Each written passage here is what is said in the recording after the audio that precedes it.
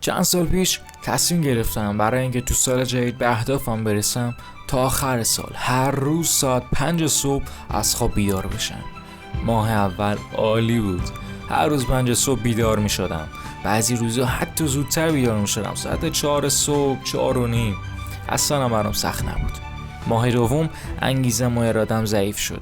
به جای اینکه اولین زنگ ساعت بیدارم بکنه، مدام اون دکمه اسنوز و چرت زدن و فشار میدادم و تا ساعت 7 میخوابیدم. ماه سوم بی خیال روتین صبحگاهی شدم. کلا دوباره به عادتهای قبلیم برگشته بودم. دستیابی به اهداف و تصمیمات سال جدید بی خود و بی جهت دشواره.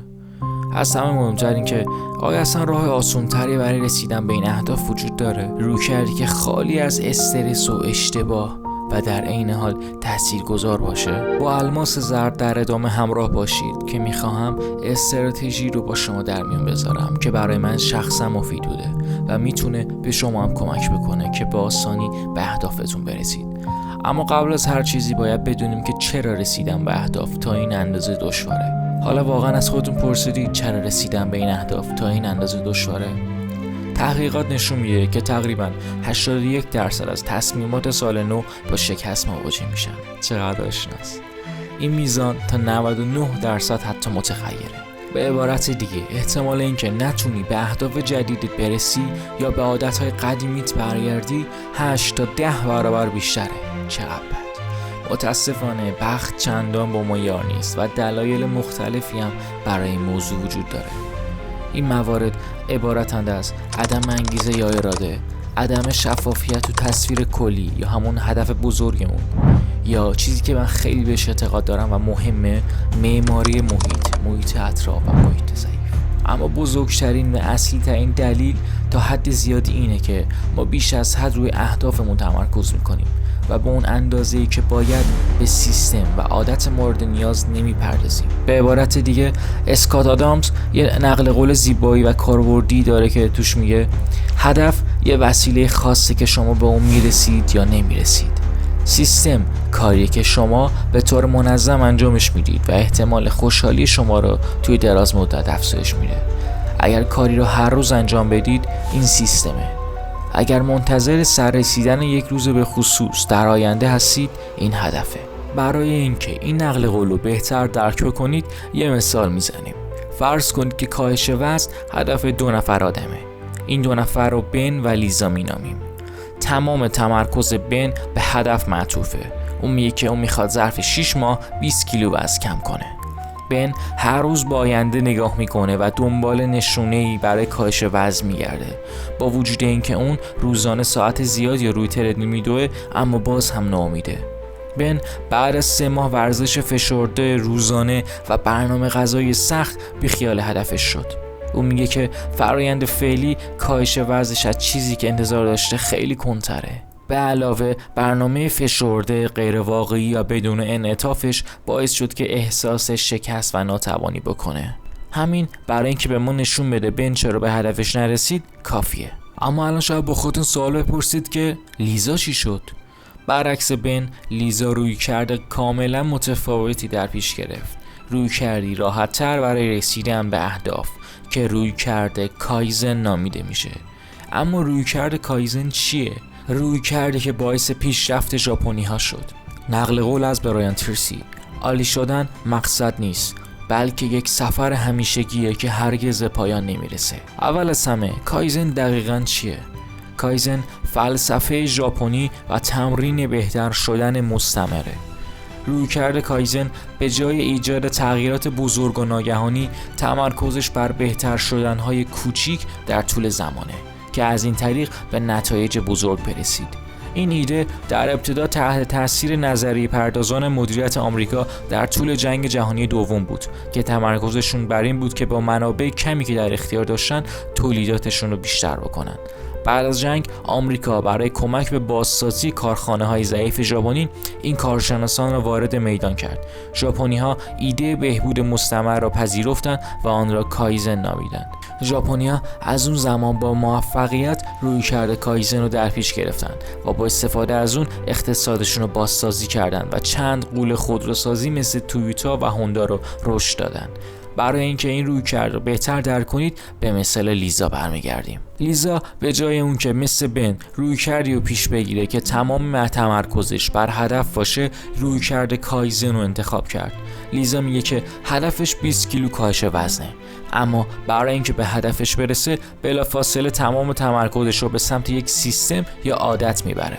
سیستم اون اینه که هر دوشنبه، چهارشنبه و جمعه به مدت 30 دقیقه روی تردمیل بدوه و روزانه 3 میوه بخوره. اگر لیزا بتونه به سیستمی که برای خودش ایجاد کرده پایبند بمونه، احتمال موفقیتش چند برابر میشه. اما این همه کاری نیست که لیزا کرد. لیزا با استفاده از رویکرد کایزن تصمیم گرفت که این سیستم رو آهسته آهسته تو زندگیش جا بده و اون رو بخشی از سبک زندگیش بکنه. برای مثال به جای اینکه هفته اول 3 بار و هر بار 30 دقیقه بدوه، تصمیم گرفت که جمعه ها فقط 5 دقیقه بدوه. در هفته دومم تصمیم گرفت روزهای چهارشنبه و جمعه هر دفعه 5 دقیقه بدوه. در هفته سوم روزهای دوشنبه، چهارشنبه و جمعه هر دفعه 5 دقیقه دوید و الی آخر. مطمئنا متوجه منظورمون شدید. 6 ماه بعد در کمال تعجب و ناباوری دوستان و همکاران لیزا مدام به اون میگفتن که چقدر لاغرتر شدی. بعد از اینکه لیزا خودش رو وزن کرد، متوجه شد که وزنش از چیزی که میخواست هم حتی کمتر شده. ماها بود که لیزا هدفش رو فراموش کرده بود. لیزا با استفاده از رویکرد کایزن که کاملا سیستم محور بود، تونست یه هدف بزرگ را به تغییرات کوچیک اما پایدار تبدیل کنه، به نحوی که پایبندی به این سیستم دیگه حتی دشوارم براش نبود. اگر وظایفی که برای هر روزتون تعیین میکنید کوچیک باشه، شروع کردن و غلبه بر اهمال کاری هم راحت تر میشه. در ادامه براتون توضیح میدم که چطور با استفاده از رویکرد کایزن به اهدافتون برسید. یادتونه که در ابتدای این ویدیو از تجربه شخصی حرف زدم و گفتم تلاشم برای داشتن روتین صبحگاهی دلخواه مدام با شکست مواجه میشد. پس از سالها شکست، بالاخره سال گذشته از رویکرد کایزن استفاده کردم که بتونم صبح ساعت 5 بیدار بشم. شما هم میتونید این کارو بکنید. مرحله اول رویکرد کایزن: برای رسیدن به اهدافتون یک سیستم ایجاد کنید. چه رفتارها عادت روزانه یا هفتگی هستند که به شما کمک میکنند که به اهدافتون برسید؟ به عنوان مثال، اگر هدفتون اینه که در عرض یک سال 25 کتاب مطالعه کنید، سیستمتون باید طوری باشه که روزانه حدوداً 20 صفحه از یک کتاب رو بخونید. یا تمرکز بر خوندن 20 صفحه کتاب در روز، در پایان سال متوجه میشوید که 25 کتاب رو خونده اید. اگر شما هم مثل لیزا دنبال کاهش وزن هستید یا میخواهید پول پس‌انداز کنید یا کتاب بنویسید، باید سیستم هایی طراحی کنید که شما رو به هدفتان برسونه. مرحله دوم رویکرد کایزن: سیستم رو به کوچکترین اجزای اون تقسیم کنید. حالا از شما میخوام به کوچکترین نسخه سیستم خودتون فکر کنید، یعنی عمل یا رفتاری که در برابرش کمترین میزان مقاومت رو از خودتون نشون میدید. این عمل یا رفتار باید چیزی باشه که هر روز اون رو انجام بدید. به عنوان مثال، به جای اینکه هر روز ساعت 5 صبح از خواب بیدار بشید،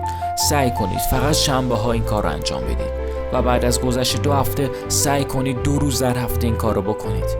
اگر میخواهید به مطالعه کردن عادت بکنید، تمرکزتون بر این باشه که روزانه فقط 1 صفحه از این کتاب رو بخونید. اگر میخواهید هر هفته برای خبرنامه ها مقاله بنویسید، از نوشتن 1 مقاله در ماه شروع کنید.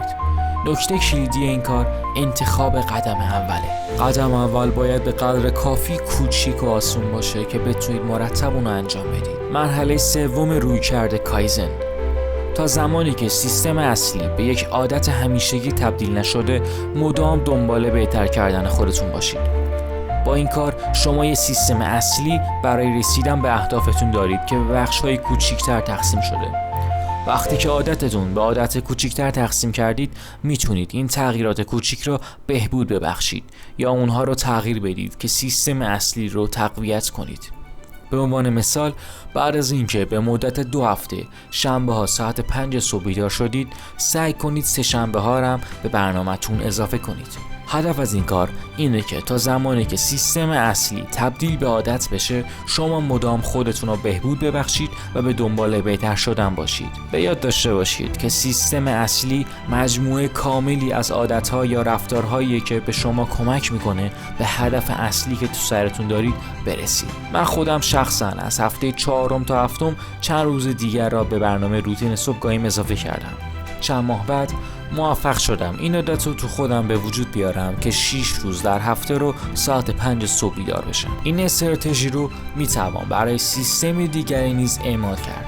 برای مثال اگر میخواید روزانه 20 صفحه مطالعه داشته باشید، هفته اول هر روز فقط 1 صفحه کتاب بخونید، هفته دوم روزی 2 صفحه، هفته سوم روزی 3 صفحه و همینطور ادامه بدید. اگر میخواهید 3 بار در هفته ورزش کنید، هفته اول 1 بار در هفته ورزش کنید، هفته سوم 2 بار در هفته، هفته هشتم 3 بار در هفته و همین روتین. برای دویدن هم میتونید همین کارو بکنید.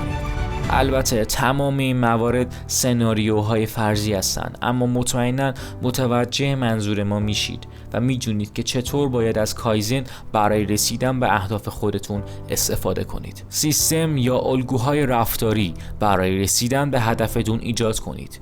اونو به قسمت‌های کوچکتر تقسیم کنید و سپس اونو مرتباً بهبود ببخشید تا زمانی که سیستم اصلی به یک عادت تبدیل بشه. به همین سادگی. موافقید؟ بریلسفورد برنده مسابقات جهانی دوچرخه سواری یه نقل قول قشنگی داره. میگه اگر میخواهید پیشرفت کنید، بی خیال هدفتون بشید، کمال رو فراموش کنید، روی پیشرفت تمرکز کنید و بعد پیشرفت ها رو با هم ترکیب کنید. واقعیت اینه که رسیدن به اهداف به همین سادگیه، اما ما مدام دنبال راه حل هایی هستیم که کامل باشن یا فوراً به نتیجه برسن. ما در مورد اهدافمون وسواس به خرج میدیم، فوراً اقدامات زیادی انجام میدیم و هر زمان که احساس کردیم تلاشمون بیفایده است جا میزنیم و خودمون رو سرزنش میکنیم. این روش سختی برای رسیدن به اهدافه و اغلب به شکست منجر میشه. رویکرد کایزن فشار رو از روی نتیجه یا هدف برمیداره و در عوض به شما کمک میکنه که با سرعتی پایدار راه رسیدن به اهدافتون رو ادامه بدید. تمرکز این رویکرد برای ایجاد سیستم یا عادته. این یک راه آسان برای رسیدن به اهداف امسالتونه. اگر هنوز نتونستید به اهدافی که تو ابتدای سال برای خودتون تعیین کردید برسید، نگران نباشید، هنوز دیر نشده. دست سرنوشت کاری کرده که شما اینجا باشید، در کانال الماس زرد و این ویدیو رو ببینید و برید و رویکرد کایزن رو در پیش بگیرید و امیدوارم که به همه اهدافتون برسید. امین سرخوش.